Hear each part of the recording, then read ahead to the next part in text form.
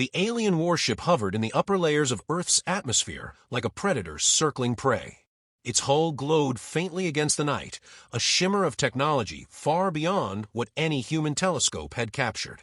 Inside its command chamber, the air reeked of sterility and arrogance.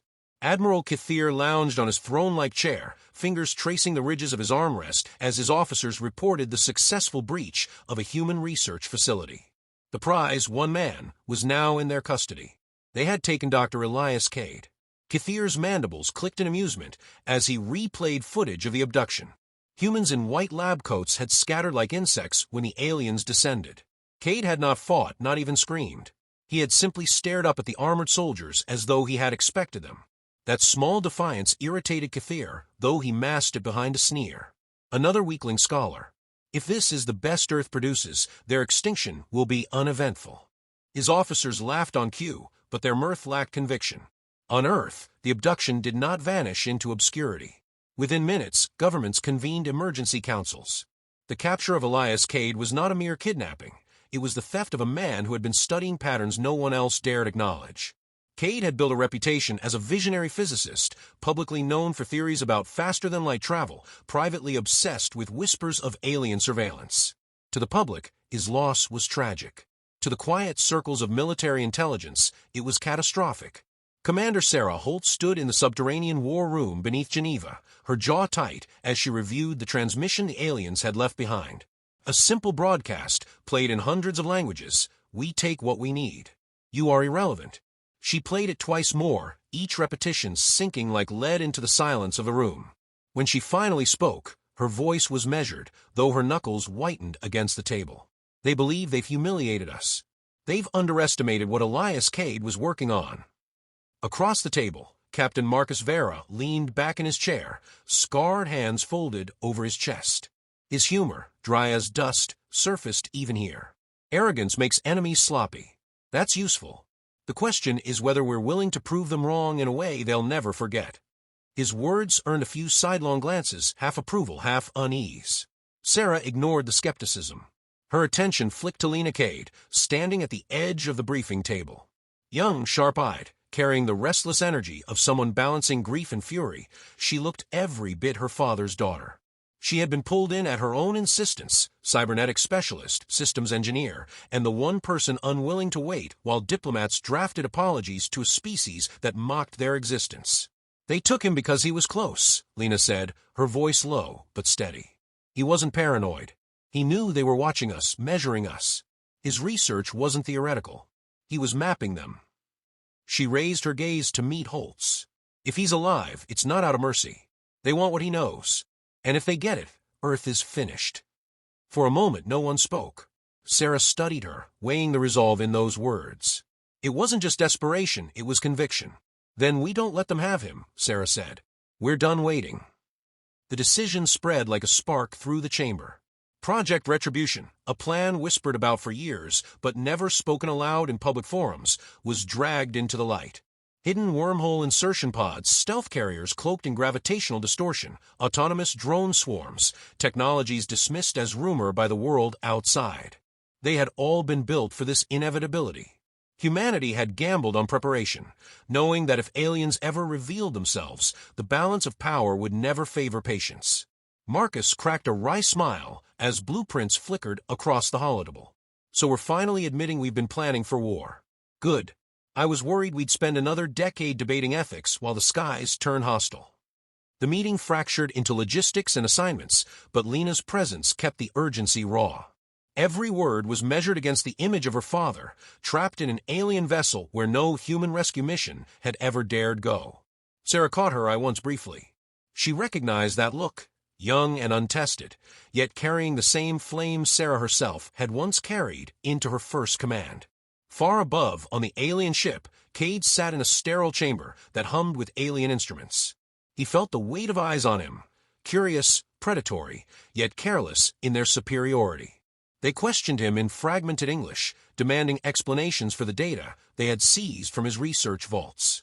Instead of fear, Cade let silence stretch, offering only a calm that unsettled his captors. His voice, when he finally spoke, was deliberate. You don't understand what you've taken. The lead interrogator tilted its head, bemused. "Enlighten us, fragile one." Cade leaned forward slightly, his gaze steady. "You've mistaken me for a prize. But what you carried away was bait." The alien scoffed, dismissing his words as madness. Yet somewhere in the observation gallery above, Admiral Kathir frowned. He recognized the strange certainty in Cade's tone. It was not the voice of prey. Back on Earth, final preparations began. The strike team assembled in silence, armored figures moving with lethal precision. Lena watched them with awe and a gnawing dread, knowing her father's life rested on their success. Marcus strapped into his harness with a grunt, muttering, "You don't get second chances in missions like this. Either we come back with him, or we don't come back at all." Sarah heard him but said nothing. Her own silence was an answer. The launch bay filled with the thunder of ignition as insertion pods came online, their exteriors shimmering with distortion fields. Humanity's first offensive step into alien space was no grand declaration. It was quiet, surgical, a blade slipping between ribs. The strike force boarded, systems checked green across the board. Lena tightened her grip on the console, torn between terror and determination. The countdown echoed in her chest. 10, 9, 8. Above them, the alien mothership loomed like an omen, oblivious to the storm that was already rising from Earth's surface. 3, 2, 1. The pods launched silently, streaks of shadow vanishing into the night sky. Humanity had made its choice. And somewhere deep inside his prison, Elias Cade allowed himself the faintest smile.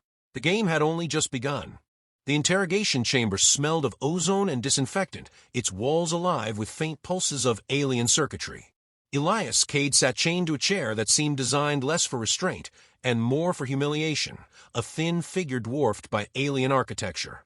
His captors had expected trembling or bargaining, perhaps frantic attempts at defiance.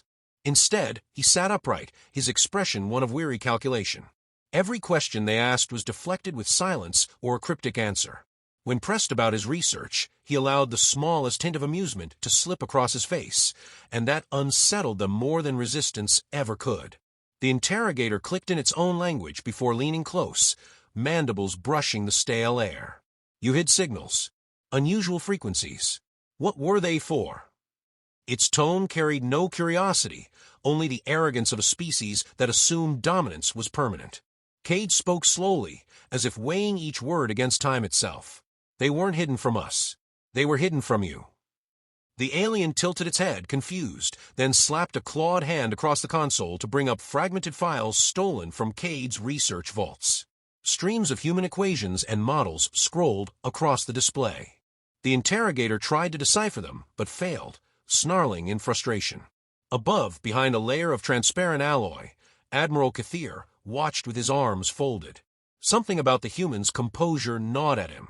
Fearless prey was rare, and he had learned long ago that prey without fear often meant predators in disguise. Far below, aboard the human stealth carrier Vanguard, Commander Sarah Holt monitored the pod's trajectory. Each dot on her tactical display represented a soldier, a life she had sent into the teeth of an empire. The silence on the bridge was absolute, broken only by the low hum of engines tuned to vanish from alien sensors. Every officer present understood the stakes. If the aliens decrypted Cade's files before the team reached him, Earth's advantage would dissolve. Captain Marcus Vera stood near the viewport, arms crossed, watching the planet recede beneath them. His sardonic edge had faded into grim focus, though he could not resist one muttered remark, "Nothing like a suicide run to make you feel alive." Sarah didn't look at him. "We're not running to die. We're running to prove we won't be erased." Lena Cade sat at the secondary console, eyes fixed on a cascade of encrypted pulses flashing across her screen. Her father's handiwork. The aliens thought they had stolen his data, but Elias had laced it with triggers, patterns that, when handled clumsily, broadcasted faint signatures Lena could track. Each line of code was like a heartbeat, guiding her to him. Her lips pressed into a determined line. "He's still feeding us breadcrumbs," she whispered. Marcus leaned closer, reading the patterns over her shoulder. "He's either a genius or insane." "Both," Lena said flatly. The Vanguard shuddered as the wormhole drive activated. The stars outside twisted, bending into ribbons of impossible light, then collapsed into silence as the carrier slipped across a gulf of space in seconds. The sudden stillness left even the veterans unsettled. Sarah's voice cut through, calm and precise. "We're in their shadow now. No mistakes." On the alien flagship, Cade noticed the subtle tremor in the walls as power surged through the vessel's core. He closed his eyes briefly, recognizing the shift in field harmonics. They were repositioning, tightening defenses. That meant something had alarmed them. He suspected the cause with grim satisfaction. The aliens might not have realized it yet, but the hunt had already begun. The interrogator pressed closer, frustrated by Cade's indifference. "You speak as if your species has claws. You have none. Your wars are primitive. Your weapons crude. You cannot even reach the stars without tearing holes in your sky." Cade's gaze was steady. "Primitive claws are still claws. And you've never fought a species that sharpened its teeth on its own kind for millennia."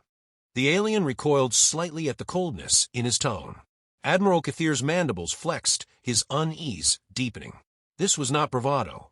This was history distilled into a man who had studied it too well. Back aboard the Vanguard, the strike team moved with methodical precision. Armor sealed with faint hisses, weapons hummed as they came online.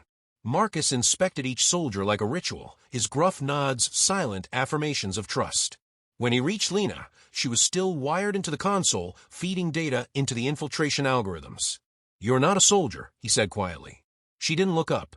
"I don't need to be. I just need to get the door open." Marcus almost smiled, though it didn't reach his eyes. "Your father raised you stubborn. That's useful. Just don't let it kill you." Sarah called the team to readiness. "The aliens think they have us cornered. They're wrong. This mission is not about survival, it's about demonstration. Every move we make is a message." She let her gaze sweep the room, steady and unflinching. "We don't beg. We don't break. We take back what's ours." The pods detached, sliding into the void like shadows cast from steel. Each one vanished into distortion as the cloaking fields engaged, leaving no trace behind. On the flagship, alarms flickered briefly across auxiliary displays, tiny fluctuations dismissed as static. Yet Admiral Kathir noticed. He leaned forward, claws tapping against the railing. Something invisible had entered his territory. He could not see it, but he felt it. For the first time in years, unease slid like cold water down his spine. In the silence of his chamber, Elias Cade smiled faintly. He could sense the shift, not through instruments but through intuition. His captors believed themselves eternal lords of the stars. But they had dragged him into their heart without realizing he was a key they had already failed to understand. The infiltrators rode their pods closer, every second a blade drawn tighter. Lena's screen pulsed with her father's encrypted heartbeat, guiding her deeper into enemy systems. Marcus steadied himself for combat, muttering one last dry quip. "If they're gods, it's about time someone taught them how easily gods can bleed." The pods locked into position against the alien hull. Magnetic seals engaged with muted thuds. A green light rippled across the strike team's visors. For a breath, there was only silence, the kind that hangs between thunder and the strike. Then, in perfect unison, humanity's hunters breached the walls of their captor's ship. The balance of power had begun to shift. The alien admiral sat alone in his private chamber, a dim space lit by the bluish glow of projection screens. Across them played scenes pulled from Earth's archives, images his subordinates had dismissed as primitive history. Kathir watched in silence as mushroom clouds bloomed over cities, as men in trenches clawed at mud, as firebombs turned nights into suns. He expected to feel contempt. Instead, unease coiled through his chest. These humans had scarred their own world again and again, testing weapons on themselves with a ruthlessness his empire had never dared direct outward. He paused at a clip of soldiers pulling one another through smoke and ruin, their faces gaunt, but eyes unbroken. The admiral exhaled slowly. These were not children stumbling into space. They were predators disguised as prey. Elsewhere in the Grand Council chamber of the Empire's flagship, arguments echoed. Alien governors and military officials bickered in crescendos of arrogance and denial. One declared humanity was a fluke, a stubborn vermin species destined to collapse under pressure. Another, younger voice argued that humanity's defiance could not be underestimated. But the council leader dismissed such warnings, his mandibles clicking in disdain. They are fractured. Their wars prove nothing but weakness. A creature that devours itself cannot withstand an empire. Kathir's patience frayed as the chorus of denial grew. He rose, his stature commanding attention, and spoke with uncharacteristic severity. You see weakness because you expect it. Look closer. They have turned violence into an art, survival into instinct. They do not crumble when cornered, they sharpen. Silence rippled briefly, but then laughter followed, dismissive and cutting. The council had chosen blindness. Their empire had lived too long without fear to imagine again. On the human side of the war, the air inside the vanguard had grown heavier with each passing hour. Commander Sarah Holt stood before a holodeck showing the alien flagship schematics, incomplete and fragile. Every flicker of red on the map was another patrol, another shifting threat. She studied it with the stillness of someone accustomed to making decisions that ended lives. Yet beneath that calm, fatigue pressed against her resolve. Every soldier she led was a weight she carried in silence. Captain Marcus Vera leaned against the wall, arms crossed, helmet at his side. His sardonic nature had dulled into raw steel, though he occasionally let sparks slip. We're infiltrating a fortress on the scale of a city with the manpower of a street gang. Tell me again how this isn't madness. Sarah didn't look up. Because we don't need an army. We need precision. Noise wins battles. Precision wins wars. Lena Cade listened from her station, her hands steady on the interface as her father's encrypted pulses danced across the screen. Yet within her chest, conflict churned. She had fought to be here, but the weight of knowing her father's life depended on each calculation threatened to paralyze her. Sarah noticed the tension in her shoulders and moved closer. You're holding more than you should, she said quietly. Lena's jaw tightened. He's my father. If I fail, this mission fails. Sarah shook her head. If you fail, we adapt. That's what humans do. You're not alone here, Lena. Remember that. The words didn't erase her fear, but they anchored her. She drew in a breath and returned her focus to the streams of alien data, her father's silent code guiding her deeper into the ship's systems. For the first time, she felt not like an outsider among soldiers, but like a piece of a larger machine, essential and irreplaceable. On the alien flagship, Elias Cade's condition worsened. Sleepless hours had etched shadows beneath his eyes, but his mind burned with clarity. He had seen the interrogators grow impatient, their contempt slipping into irritation. That was his weapon, time. He fed them fragments of information that circled endlessly, convincing them they were close to answers while ensuring they drowned in complexity. He knew help was coming. The faint vibrations in the walls told him so. Admiral Kathir returned to the observation deck, watching the human scientist from behind the barrier. The calm in Cade's demeanor gnawed at him, a mirror of the fear he dared not admit. He leaned toward his aide. Tell me, does he look like a beaten animal to you? The aide hesitated, unwilling to answer. Kathir's mandibles clicked once, sharp. No, he looks like a man waiting. That should terrify us. The infiltration team pressed further inside the ship, their movements deliberate, weapons raised but silent. Marcus led from the front, his instincts honed to a razor's edge. Each corridor felt alive, humming with alien energy, but they navigated with surgical precision. Lena whispered directions through their comms, guiding them around patrols using the breadcrumbs her father had left. Every successful evasion built their confidence, but also the pressure. Each step brought them closer to discovery and closer to Elias. Sarah marched at the rear, her eyes on the team as much as on the path. She had seen soldiers buckle under less strain. Yet here, in the cold belly of an enemy empire, she saw something different, unity. Humanity had fractured countless times in its history, but now, bound by the abduction of one man, they moved as if they had always been one. The irony struck her. Aliens had given Earth the unity its leaders had failed to forge. In the council chamber above, voices rose again, some demanding immediate extermination of Earth, others mocking the very idea of humanity as a threat. Kathir closed his eyes briefly, the laughter scraping against nerves already frayed by the war footage he could not erase from his mind. He knew what they did not. Arrogance was no shield, and the humans were already inside their fortress.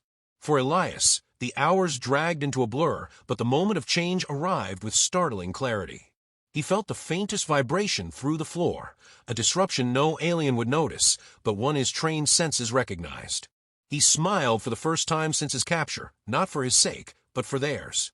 The game was shifting. Lena's console lit with a sudden surge of signals. Her father's breadcrumbs had sharpened, guiding them to a single sector. She exhaled sharply, her voice steady as she relayed coordinates. He's there. I've got him. Marcus tightened his grip on his rifle, the muscles in his jaw set. "Then we finish this." Sarah gave no rousing speech, only a nod. The mission didn't need words. It needed resolve. As the strike team advanced into the final corridors, tension coiled through every step. The walls themselves seemed to narrow, the air thickening with the weight of imminent confrontation. They were close enough now that every heartbeat felt like a countdown. Far above, Admiral Kathir stood at the observation deck, watching human war footage replay again and again. He felt something alien to his people, something they had long forgotten. Not contempt, not anger, fear. The humans were coming, and he could no longer convince himself they might fail. The first breach tore open the silence of the alien flagship like a scream. Metal buckled inward as the human strike team surged through, their movements sharp and coordinated. Marcus led at the point, his rifle spitting precise bursts that dropped guards before they could raise alarms. The corridor lit in staccato flashes of blue and red, the air choking with acrid smoke. Lena pressed herself against the wall, her console strapped to her arm, fingers racing across its surface to override the ship's internal sensors. Every second mattered. If the aliens realized the scope of the intrusion, reinforcements would drown them. Sarah Holt advanced behind the vanguard, her eyes cold, her mind cataloging every angle and risk. She had commanded soldiers through battles before, but never on ground like this, inside the living core of an empire that believed itself untouchable. She carried not just the weight of command, but the knowledge that victory here would echo through the stars. Her voice was steady in the comms, no hesitation. "We move like this is already ours." Elias Cade lifted his head at the sound of distant explosions reverberating through the walls of his chamber. The interrogator stiffened, antennae twitching, then scrambled for orders. He remained still, his chains biting into his wrists, but his eyes glinted with fierce relief. They had come, as he had known they would. His only task now was to buy them enough time. Admiral Kathir stormed into the command deck, mandibles flaring with fury. The reports streaming in were chaotic, sensors blinded, guards silenced, corridors breached. His officers scrambled for explanations, insisting it was impossible for humans to infiltrate this far. He silenced them with a single growl. He had warned them, and now the consequences were unfolding. "Find them," he barked. "And understand this, if you underestimate them again, it will not be the humans you fear most, but me." Marcus kicked open the final checkpoint, his armor scorched from glancing fire. He didn't slow, his voice crackling in the comms. "Lena Doors." She was already moving, patching into alien conduits with stolen encryption keys. Sparks jumped from the panel as she forced it open, her pulse hammering in her throat. For a breathless moment the lock held, resisting her intrusion, and then it surrendered with a hiss. The chamber opened before them. Elias rose as the door parted, chains still tethering him to the chair. His eyes met his daughter's, and for a heartbeat neither moved, the impossible distance of captivity collapsing in a single breath. Then Marcus shot the chains loose, and Lena was in her father's arms, the relief raw and unguarded. Sarah stood in the doorway, her rifle leveled. Reunion later. Move now. The team pulled Elias into formation, Lena at his side. But the victory was only half won. Klaxons erupted across the ship, red light bathing the corridors as alien forces mobilized. The walls seemed to shake with the mobilization of an empire finally taking the threat seriously. Kathir's voice thundered through the comm channels, cold and commanding. "Crush them. Do not allow a single human to leave this vessel alive." What followed was no battle of glory, but of grim precision.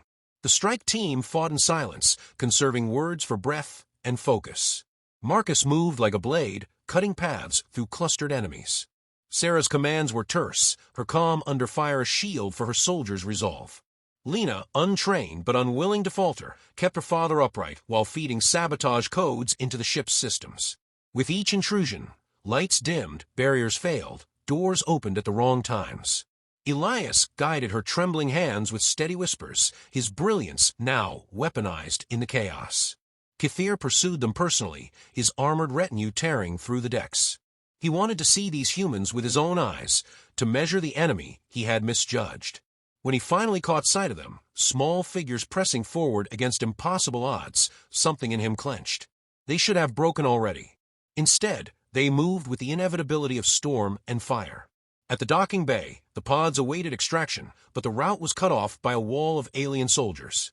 Dozens of rifles aimed down at the intruders, the bay itself transformed into a killing ground. For a moment, the strike team froze, trapped between survival and annihilation.